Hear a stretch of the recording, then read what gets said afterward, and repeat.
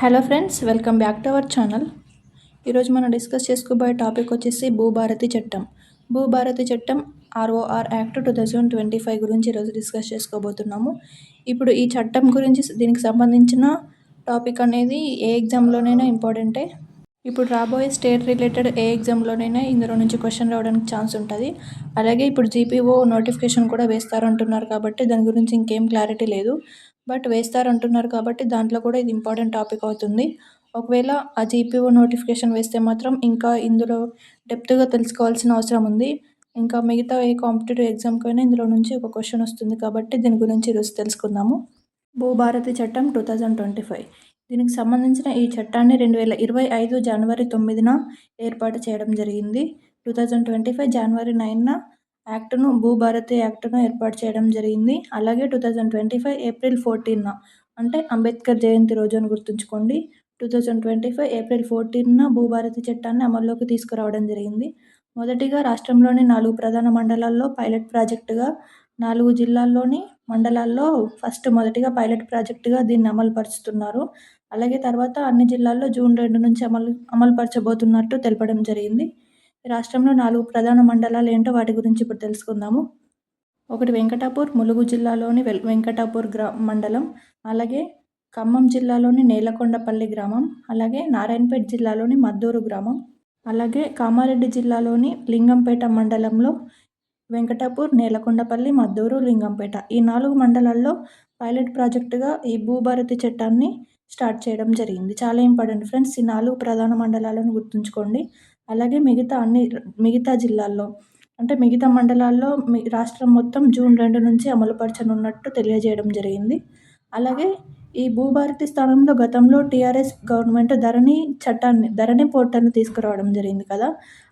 ఈ భూభారతి చట్టానికి మరియు ధరణికి మధ్య ఉన్న తేడాలేంటో ఇప్పుడు తెలుసుకుందాము. గతంలో ఏర్పాటు చేసిన ఈ ధరణి చట్టంలో చిన్న చిన్న సవరణలకు అవకాశం లేకుండా ఉండేది. అంటే ఇప్పుడు చిన్న జెండర్ కానీ నేమ్ కానీ చేంజ్ చేసుకునే ఈ పాస్బుక్లకు సంబంధించి జెండర్ కానీ నేమ్ కానీ చేంజ్ చేసుకునే అవకాశం లేకుండేది. ఎందులో అంటే ధరణి పోర్టల్లో గతంలో. కానీ ఏ చిన్న సవరణ వచ్చినా సివిల్ కోర్టుకు వెళ్లాల్సిన అవసరం వచ్చేది ధరణి పోర్టల్లో. కానీ ఈ భూభారతి చట్టం ద్వారా సవరణలు చేసుకోవచ్చు. అంటే చిన్న ఏమన్నా సవరణలు ఉంటే చేంజెస్ ఉంటే ఖచ్చితంగా చేసుకోవచ్చు. దీనికి సివిల్ కోర్టుకు వెళ్లాల్సిన అవసరం లేదు. జెండర్ కానీ నేమ్ కానీ ఎక్సెట్రా లేదంటే ఈ గౌట్ పోర్టల్లో చేంజ్ చేయాలంటే చేసుకోవచ్చు. డైరెక్ట్ ఈ పోర్టల్లోనే చేంజ్ చేసుకునే అవకాశం ఉంది. అదే ధరణి చట్టంలో అయితే ఈ సవరణలు చేసుకోవడానికి డైరెక్ట్ సివిల్ కోర్టుకు వెళ్లాల్సి వచ్చేది. దానివల్ల చాలా ఇబ్బంది అయ్యేది. ఈ భూభారతి చట్టం ద్వారా సవరణలు ఈజీగా చేసుకోవచ్చు. అలాగే ఈ సవరణల ద్వారా డివిజనల్ స్థాయిలోనేమో RDO ఆఫీస్లో, అలాగే డిస్ట్రిక్ట్ స్థాయిలోనేమో కలెక్టర్ గారు ఈ సవరణలకు సంబంధించి చూసుకుంటారు. ఈ సవరణలు చేయడానికి అప్లై చేసుకున్న 7 days తర్వాత సవరణలకు విచారణ జరిపి 60 రోజులలో అంటే 2 నెలల్లో పరిష్కారం చూపుతారు. అంటే ఈ సవరణలు 60 రోజులలో పరిష్కారం చూపుతారు భూభారతి చట్టం ద్వారా. నెక్స్ట్, ఈ ధరణి పోర్టల్లో ఎవరైనా వారసత్వంగా కానీ కొత్తగా భూమి కొనుగోలు చేసిన ఎవరైనా వారసత్వంగా కానీ సొంతంగా భూమి కొనుక్కున్నా కానీ వాళ్ళకు డైరెక్ట్ రిజిస్ట్రేషన్ చేసేవారు. అంటే ఇప్పుడు ఈ భూమి ఎక్కడిది అంటే దీనికి సంబంధించిన ప్రూఫ్స్ ఏవి అని అడగకుండా డైరెక్ట్ ఎంక్వైరీ చేయకుండా డైరెక్ట్ రిజిస్ట్రేషన్ చేసేవారు. దానివల్ల చాలా గొడవలు వచ్చేటివి. ఇప్పుడు వారసత్వంగా వచ్చిన భూమిని రిజిస్ట్రేషన్ చేస్తారనుకో, ఒకవేళ ఇప్పుడు అన్నదమ్ములు ఉంటారు కదా, బ్రదర్స్ ఉంటారు కదా, వాళ్ళకి సంబంధించి గొడవలు వచ్చేటివి ధరణి పోర్టల్ ద్వారా. అదే భూభారతి చట్టంలోనైతే అన్ని భూ రిజిస్ట్రేషన్స్ ఎంక్వైరీ చేసిన తర్వాతనే ఇప్పుడు ఈ చట్టం ద్వారా రిజిస్ట్రేషన్ చేయనున్నారు.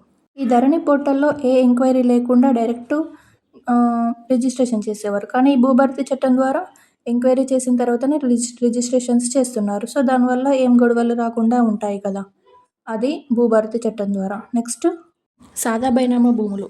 ఈ సాదా బైనామా భూములను రిజిస్ట్రేషన్ చేయడానికి ఈ ధరణి పోర్టల్లో అవకాశం లేకుండేదంట.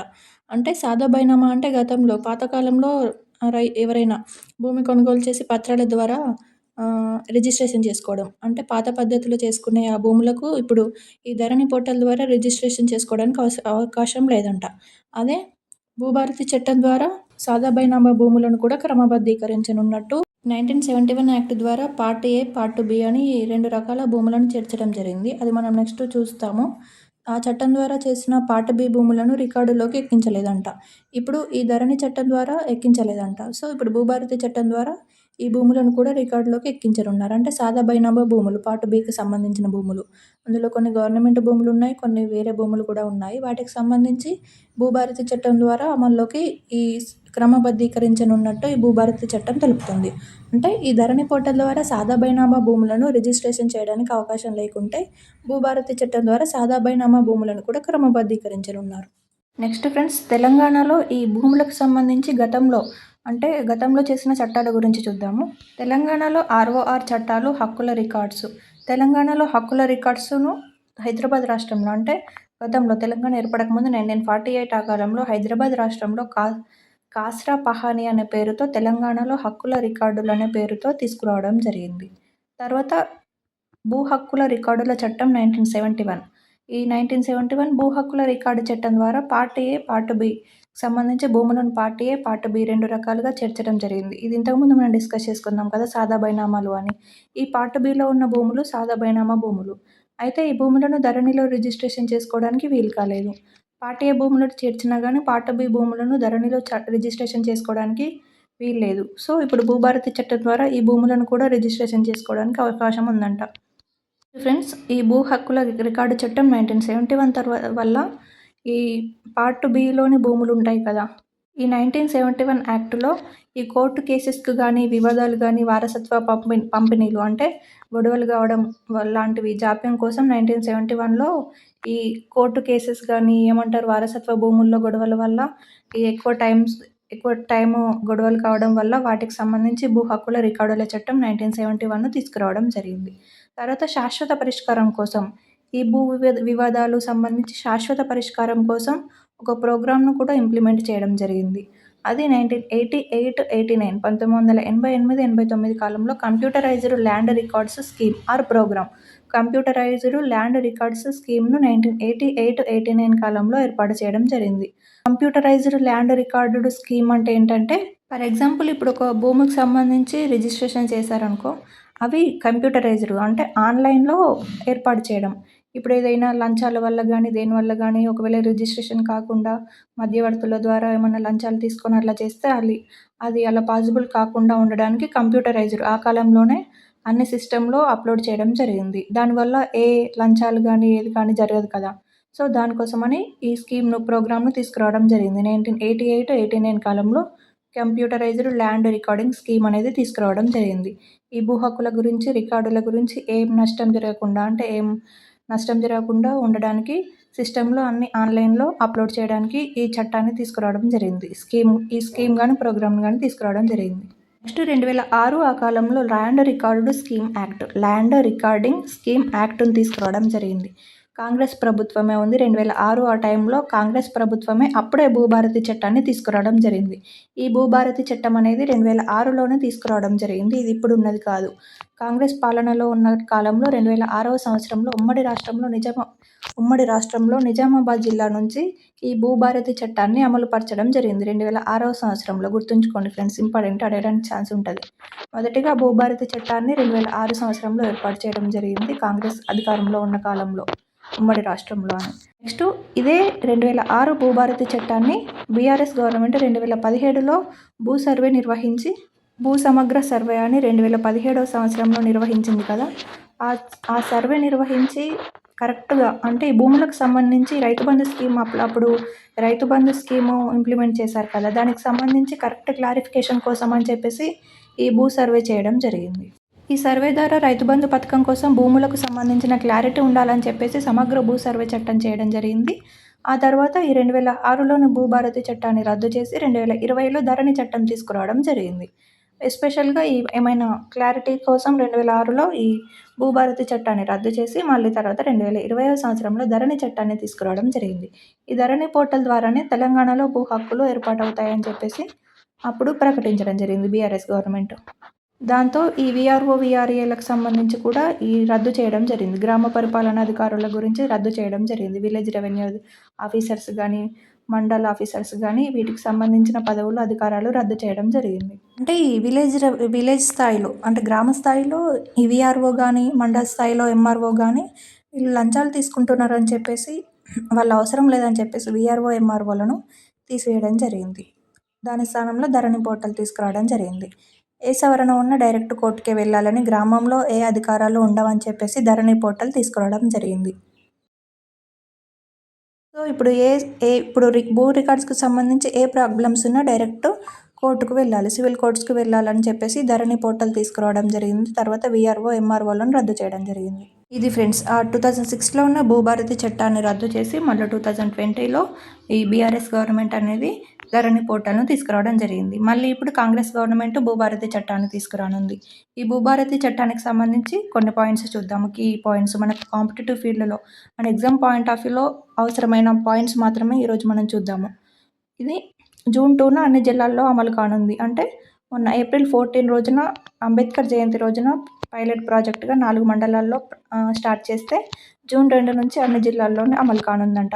ఈ భూభారతి చట్టానికి సంబంధించి మెయిన్ థీమ్ అంటే ప్రధాన ఉద్దేశం ఏంటంటే గ్రామీణ ప్రాంత ప్రజలకు సంబంధించిన భూములకు సరిగ్గా రికార్డ్స్ మెయింటైన్ చేయడమే ముఖ్య ఉద్దేశం అంట. అంటే గ్రామంలో ఈ విలేజ్కి సంబంధించి భూ రికార్డ్స్కు సంబంధించి కరెక్ట్ రికార్డ్స్ మెయింటైన్ చేయడమే ఈ భూభారతి చట్టం యొక్క ముఖ్య ఉద్దేశం. తర్వాత ఆర్ఓఆర్ యాక్ట్ ముఖ్యాంశాలు. ఈ చట్టానికి సంబంధించి ముఖ్యమైన అంశాల గురించి చూద్దాము. భూమి హక్కులను రూపొందించి నిర్వహించడం, అంటే భూమి ఎవరికి సొంతమో వారికి సంబంధించి వారి హక్కులను రూపొందించి నిర్వహించడం. అలాగే రికార్డ్స్లో ఏమైనా తప్పులుంటే సవరించడం. అంటే ఇప్పుడు ధరణి పోర్టల్ ద్వారా ఏమైనా తప్పులుంటే డైరెక్ట్ కోర్టుకు వెళ్ళాలి కదా, ఇక్కడ అలా కాకుండా డైరెక్ట్ ఈ పోర్టల్ ద్వారానే, భూభారతి పోర్టల్ ద్వారానే రికార్డ్స్లో ఏమైనా తప్పులుంటే సవరించడం. తర్వాత వారసత్వ రిజిస్ట్రేషన్స్లో తగాదాలు రాకుండా కరెక్ట్ ఎంక్వైరీ చేయడం. ఇప్పుడు ఎగ్జాంపుల్ ధరణి పోర్టల్లో మనం చూసాం కదా, ధరణి పోర్టల్లో ఎలా అంటే ఇప్పుడు వారసత్వ భూమి కానీ ఏమైనా సొంత భూమి తీసుకున్నా వాళ్ళకి రిజిస్ట్రేషన్ డైరెక్ట్ చేసేవారు కదా, ఏ ఎంక్వైరీ లేకుండా. అలా చేస్తే గొడవలు రావడం ఎక్సెట్రా జరుగుతున్నాయని చెప్పేసి ఈ భూభారతి చట్టం ద్వారా వారసత్వ రిజిస్ట్రేషన్స్లో తగాదాలు రాకుండా కరెక్ట్ ఎంక్వైరీ చేసిన తర్వాతనే, అంటే కరెక్ట్ ప్రూఫ్స్ ఉన్న తర్వాతనే రిజిస్ట్రేషన్ చేయనున్నారు. అలాగే సాదా బైనామా, మనం ఇంతకుముందు తెలుసుకున్నాం కదా సాదా బైనామా గురించి. ఈ సాదా బైనామాకు సంబంధించిన భూములు ధరణి పోర్టల్లో క్రమబద్ధీకరించడానికి వీలు లేకుండే, కానీ ఈ భూభారతి చట్టం ద్వారా క్రమబద్ధీకరించనున్నట్టు తెలపడం జరిగింది. నెక్స్ట్ అప్పీల్ వ్యవస్థ. అప్పీల్ వ్యవస్థ అంటే ఇప్పుడు ఏదైనా ప్రాబ్లం ఉంటే అప్పీల్ వ్యవస్థ అంటే తహసీల్దార్ నుంచి ఆర్డీఓ కానీ, ఆర్డీఓ నుంచి కలెక్టర్కి కానీ ఏమన్నా అభ్యంతరాలు ఉంటే ఇలా తహసీల్దార్ దగ్గర ఒకవేళ పని కాకుంటే ఆర్డీఓ దగ్గరికి, అక్కడ కూడా పని కాకుంటే కలెక్టర్ దగ్గరికి వెళ్ళే అధికారం ఉంది ఈ భూభారతి చట్టం ద్వారా. ఆ ప్రాసెస్ అనేది ధరణి పోర్టల్లో లేకుండా డైరెక్ట్ సివిల్ కోర్టుకే వెళ్ళాల్సిన అవసరం ఉండే ఏ ప్రాబ్లం వచ్చినా. కానీ అప్పీల్ వ్యవస్థ ద్వారా ఇప్పుడు మనకి ఏ ప్రాబ్లం ఉన్నా అయితే తహసీల్దార్కి కానీ, అక్కడ పని కాకుంటే ఆర్డీఓకి కానీ, అక్కడ కూడా కాకుంటే కలెక్టర్కి కానీ వెళ్ళొచ్చు. కలెక్టర్ దగ్గరికి వెళ్ళినా కూడా, జిల్లా స్థాయిలో కలెక్టర్ దగ్గరికి వెళ్ళినా కూడా అక్కడ పని అభ్యంతరాలు ఏమైనా ఉంటే అక్కడ ట్రిబ్యునల్స్ ఏర్పాటు చేయడానికి కూడా అవకాశం ఉంది ఈ భూభారతి చట్టం ద్వారా. ఇది ఒక మంచి ఇనిషియేటివ్ అని చెప్పవచ్చు. ఎందుకంటే రైతులకు ఏమైనా ప్రాబ్లం ఉంటే ఖచ్చితంగా కోర్టుకు వెళ్తే అది పెండింగ్లో పడడం కానీ, జాప్యం జరగడం కానీ జరుగుతుంది. కానీ ఈ పోర్టల్ ద్వారా ఇప్పుడు మనం తహసీల్దార్ దగ్గరనే మనం ప్రాబ్లంకి సొల్యూషన్ వెతుక్కోవచ్చు. ఇది ధరణి పోర్టల్లో ఈ ఆప్షన్ అనేది లేకుండా ఇప్పుడు భూభారతి చట్టంలో అమలు చేయనున్నారు.